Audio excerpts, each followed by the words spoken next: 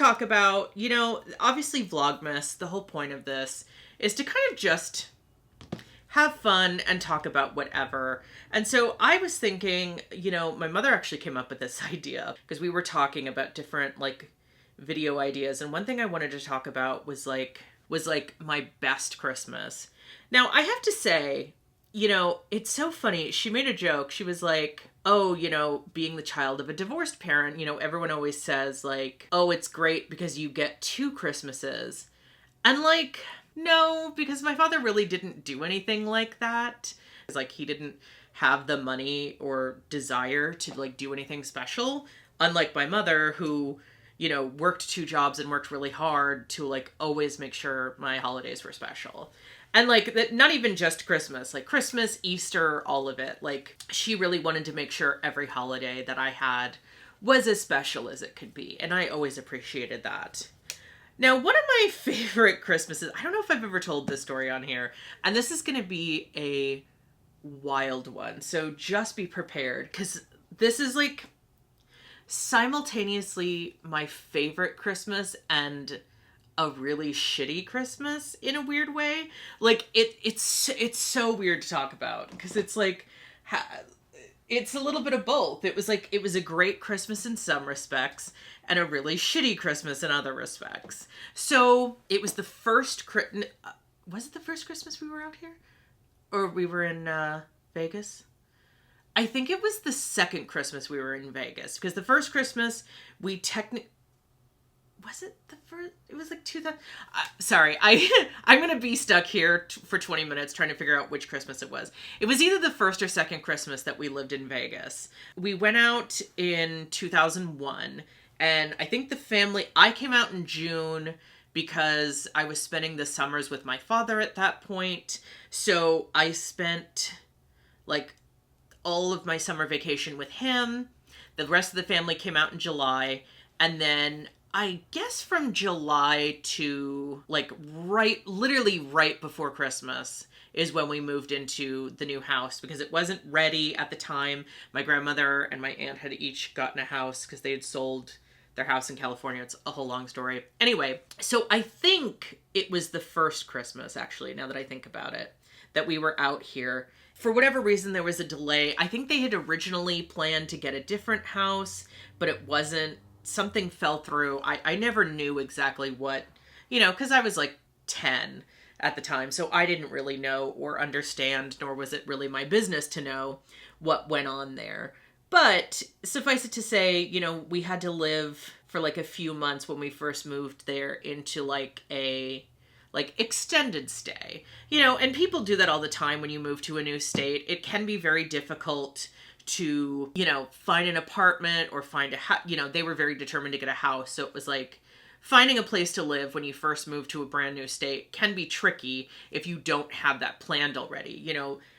When we moved to Texas, me and Mom did a lot of research and made sure we had an apartment ahead of time, but it can be very, very difficult. So, we lived in an extended stay for a little bit. I really just technically a couple of months, but I think when you're a kid, everything feels like super long.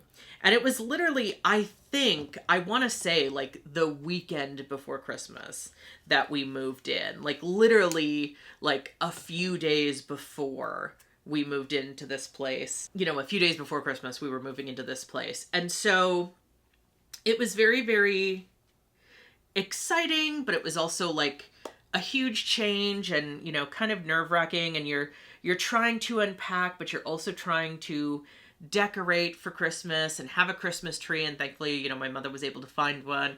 We had a real tree that year, so it was very, very exciting. I still have mixed feelings. I really like real Christmas trees, but I don't know. They're so expensive now. Sorry, that's a whole other tangent, but real Christmas trees are so expensive now. But yeah, so it was one of those things where it was right near the holiday. So we were moving kind of at a really weird time. It was we lived in Centennial, which if you don't know Nevada, it's kind of more north. It's closer to the mountains. So it was super, super cold.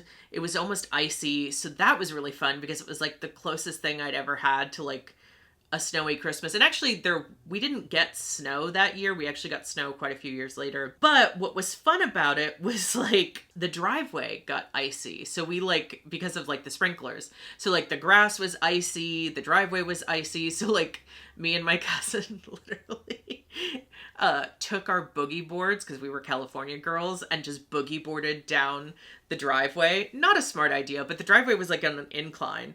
I wouldn't recommend that because we probably, you know, we got into the street a couple times. So like we probably could have been hit by a car if we weren't careful. But it was so much fun. And we were just, you know, stupid kids just having fun. So, you know, I remember all that. But the actual holiday itself, why it's, you know, one of my favorites and also like a shitty one, is because that was, I believe that was the first year that the game Kingdom Hearts came out. And I was, you know, my mother and I, we bought she bought a PS2 for me because we wanted a DVD player. And at that point, a PS2, I think, was like cheaper than like a regular DVD player. So she's like, all right, I'm just going to buy you the PS2. I've never really been a gamer. I, you know, wasn't really allowed to play video games as a kid. She believed that it would like ruin my creativity. So I just was not allowed to play video games as a child. And I don't, you know, I'm still not really a gamer. But, you know, we bought this thing, and so we bought a few games for it, but I just really wasn't like much of a gamer, and I'm still not.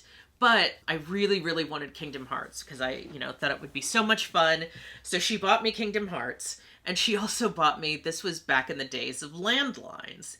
If you don't know what that is, why are you following this channel? Oh God, why did I make myself cough? So she bought me a landline. It was a Scooby-Doo phone. And it was like, I can't even describe it. It was so cute and so stupid.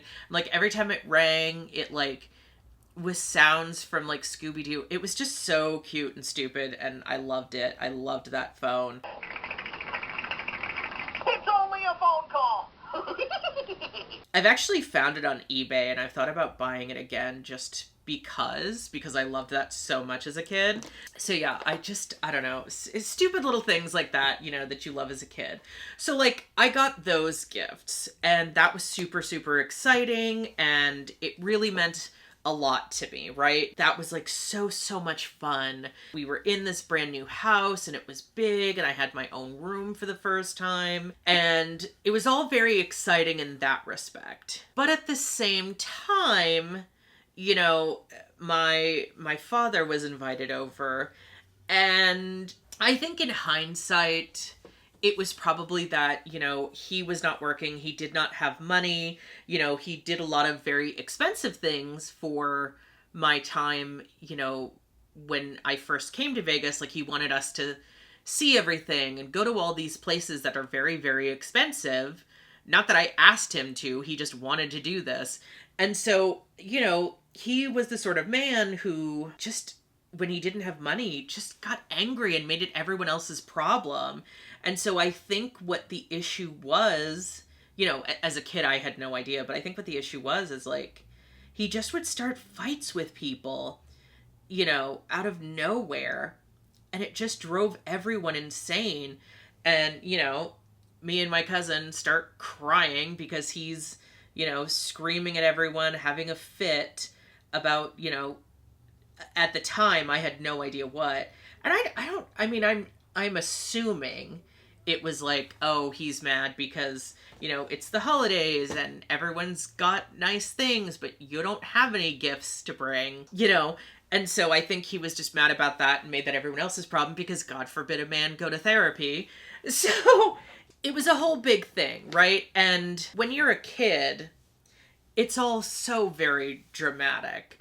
And, you know, one of your parents is screaming at the other and screaming at your stepmother and screaming at the rest of the family. And, you know, my grandmother was very much that woman who was always like, I just want everyone to get along. And so it was just like, it was a whole nightmare. So it's like, on the one hand, that's one of my favorite Christmases because I got a lot of nice toys. It was nice to be in this new house. It was very exciting. You know, we had this fireplace. It was very cold and kind of felt like, You know, we were close to the mountains, and we actually did go up to the mountains a couple of times when we lived there. There was this gorgeous place called Mount Charleston, and there was this lodge that I absolutely loved. I actually got to stay there one time on like a on like a retreat. It was called a retreat. It was like a prayer circle thing, whatever. But like we got to do that when I was in Catholic high school for 5 minutes. So that was really exciting. And like it was before it, you know, burned down, unfortunately. But that was like really, really beautiful and exciting. And like I loved going to that lodge. We used to get hot chocolate there when I was a kid. You know, it was just nice to see the snow. We would go sledding down a really tiny little hill. You know, so all of those I think are really great memories from my childhood of like Christmas, all of those things, you know. But unfortunately, I think, you know, like I said, it's very difficult, right? Because I think when you're, you know, when you're a child of divorce, right? I think people have this idea of like what that's like in terms of holidays and what that's like in terms of like, you know, how you spend your holidays. Like, oh, you get 2 Christmases because you get 2 different parents. But really, that often wasn't the case. And anytime I remember as a kid getting Christmas gifts that were like from my father, I think really it was like my grandmother bought them, but like I could open them at his house. Like I do distinctly remember getting like one of those like back in the day before they were like fancy, you'd get one of those like electric cars that you could drive in as a kid. They were like Jeep, I think was all they had. And I think I had one of those, and that was really exciting. And I had like a N64 for all of 5 minutes, and then I never saw it again because there was like this rule that my grandmother had that like if I got a gift, there was like gifts that I could only have at like my grandmother's house or my father's house, or gifts that I could have at my mother's house. Like I was not allowed to take anything, even though it was mine, I was not allowed to take that to my mother's house. I don't know why. I guess she was afraid that like my mother was going to pawn it. I think my father was the one who pawned it because again, I saw it the day I unwrapped it and never again. So, you know, I find that very, very interesting, right? You know, you get this gift, you unwrap it once, and it's never to be seen again. And thankfully I wasn't like, I guess I wasn't that bothered by it, but I was just kind of like, okay, well, you know, that is what it is. I think when you think about the holidays, you know, I did a whole video talking about like holiday burnout, but I think, you know, sometimes I think sometimes the reason holiday burnout happens is because we're so busy trying to recreate this feeling from our childhood. This like very, not just nostalgia, but also just like nebulous feeling from our childhood, right? I think the feelings that you have when you're a kid about a holiday and what you remember of that holiday, it's so nebulous. Because I think for a lot of people, maybe you don't even think about, like, the worst of it. I think, you know, for the most part, what I remember of that holiday, besides, like, you know, yes, there was the trauma of it all. But what I remember the most was, you know, spending time with my family. What I remember most was, like, the gifts. I remember the fun and the feeling of excitement of, like, you know, boogie boarding down the driveway. You know what I mean? Like, things that actually stick with me isn't necessarily the trauma. I mean, that's not part of it. That certainly does stick with you. But, like, if I were to... there's a reason that I'm classifying that holiday as still overall one of my best memories, because, you know, it was greater than the sum of its parts, if you will. I think the overall holiday, the overall memory of that holiday is better than the crap that, you know, made up some of it. And the older I get, the less I remember, like, specifics. Sometimes it's hard to separate which holiday was which. Because at some point I'm like, okay, did we that first Christmas season go to the mountains, or was that later Christmas seasons? I remember at one point when we were going to the mountains, because it's like an hour drive away from where we lived, I remember stopping at like, this is a weird thing to remember. I remember stopping at Wiener Schnitzel to get like snacks on the way up there. So like, but I don't remember if that was like that holiday or a couple holidays later. I think when you're a kid, a lot of those things just kind of blend together. Those memories just kind of like blend together, and like dates kind of cease to matter. You know, it's like you remember like the actual memories, but like when they happened is kind of tricky sometimes. But also it's like, does it really matter when it happened and it was fun? And it's a great memory that I have. One of the live Christmas trees we got, my first ever, okay, this is a story. This is technically a Thanksgiving story, but it comes into Christmas. So when I was in high school, my freshman year of high school, before I realized I was a lesbian, before I realized I was trans, I was very much into this girl. And like, we ended up going out for a couple of months. I think we went out from like the end of October to, or maybe the beginning of October to like January, because we broke up right before midterms, and I was devastated because I was like, how am I supposed to study and get good grades on my midterms? I was very much a drama queen. I was very much that girl. But I just really, really was into her, and it was a whole big thing. And I remember her parents invited me to join them for Thanksgiving in Utah. We were supposed to go skiing. It was going to be my first ever ski trip. I was very, very nervous because I had never skied before. I still never skied because it didn't end up being able to happen because there wasn't enough snow. And we went up to Bryan Head, Utah. I will never forget that name. And it was just such a fun time. And they had like this Christmas tree lot. We bought real trees, and they were very, very sappy. My mother remembers that a lot because they were just so sappy. And if I recall, I don't know if it was that tree or a different one, but it was like so big, we actually had to like cut down part of the tree because it was too big. It was like hitting the ceiling.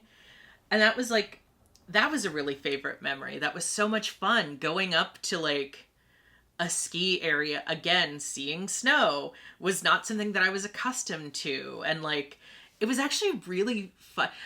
I feel like her parents had to know that nothing was going to happen between us, because they were very, very trusting. Now that I like think about it, like, all things being equal, they were very, very trusting. Like, they had the place that they had was like, there was a loft. If I recall correctly, there was like a loft with like a bed on top, and that's where her parents were, and we were downstairs. And like, and even like I think the first night I stayed the night at their house, like, and like, again, there was never any concern. There was never any like, I think they knew. I think they're like, girl, like, nothing's gonna happen between you two. Very much like, I mean, we held hands a lot, but that was about it. But it was very much like this, you know, moment. And I think this was kind of before the era of cell phone. No. I technically had my first cell phone I think I got my first cell phone in 7th grade, but at that point it was like the like small little Nokia brick thing, and like it was like a track phone, so it wasn't even like, I wasn't like on a cell phone plan until I was a little bit older. Not much older, but a little bit older. And I remember my mother was furious because I didn't understand that like text messages, you know, cost money at that time. This was before like unlimited text, unlimited talk, unlimited data. So like, back in that time, in order to get free, like, you had free nights and weekends. That was the thing, right? So you get like, you know, you could call anyone at any time who was on the same network as you. So as long as we were on Singular at that time, before it got bought out by AT&T. So it was like you could talk to anyone who was also on Singular, which none of my friends were, or like you had to wait for the nighttime. I think it was like after 8 p.m. or the weekend. So like you had to wait to call people. Otherwise it was going to cost you money. And I guess I didn't understand. I don't know if texts counted in that or if I thought they did, but my mother said that like at one point she had an $800 bill because of like the text messages that I was sending. I feel really bad about that. But I think what ended up happening is she was just like, just do the unlimited texts at that point, because it was like, this is insane. Like, I can't keep doing this. And so like, you know, just little things like that, like things like that that could happen back in those days. You know what I mean?